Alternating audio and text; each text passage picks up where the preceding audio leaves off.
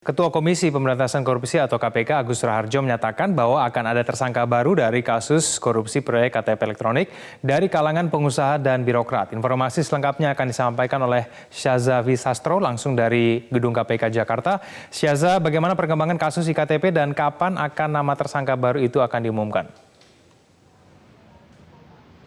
Ya Egan, bagaimana perkembangannya kemarin ini memang ada penjadwalan untuk pemeriksaan dalam kasus KTP elektronik untuk tersangka Markus Nari. Ada nama Muhammad Jafar Hafsah yang merupakan mantan anggota DPR RI. Kemarin ini dijadwalkan untuk diperiksa. Dan hari ini tidak ada jadwal sama sekali untuk pemeriksaan kasus KTP elektronik dengan tersangka Markus Nari. Memang Markus Nari ini satu-satunya tersangka KTP elektronik dari 9 tersangka lainnya yang masih prosesnya masih dalam penyidikan, belum naik ke tahap berikutnya, yakni tahap sidang. Markus Nari sendiri ini memiliki 2 perkara di Komisi Pemberantasan Korupsi yang dua-duanya masih berjalan. Dua-duanya terkait dengan iktp, namun memang dengan dugaan yang berbeda. Yang pertama, KPK menetapkan Markus Nari ini sebagai tersangka karena diduga merintangi proses penyidikan kasus dugaan korupsi KTP elektronik serta memberikan diduga juga memberikan kesaksian palsu yang kemudian menjerat Miriam S. Haryani. Yang kedua baru perkara mengenai substansi dari kasus KTP elektronik itu sendiri, yang mana Markus ini disangka menerima suap untuk memuluskan anggaran perpanjangan proyek KTP elektronik pada tahun 2013 di DPR.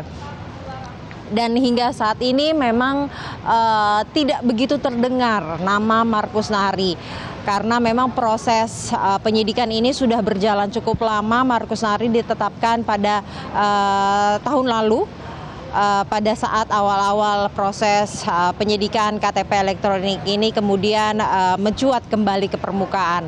Dan hingga saat ini memang penyidik KPK masih terus mendalami dan juga mengembangkan perkara dari perkara yang menjerat Markus Nari dan juga 8 orang lainnya yang kini sudah diproses, sudah selesai proses penyidikannya di Komisi Pemberantasan Korupsi. Untuk pertanyaan kedua, kapan rencananya KPK akan mengumumkan 2 nama tersangka baru ini yang diduga akan diumumkan oleh KPK?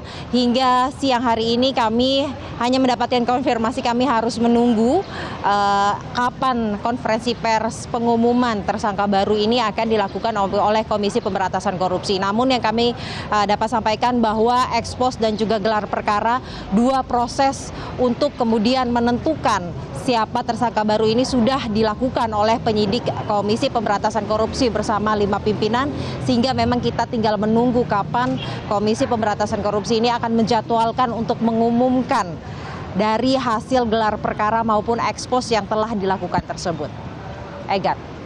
Syaza Wisastro, terima kasih atas informasinya langsung dari Gedung KPK Jakarta.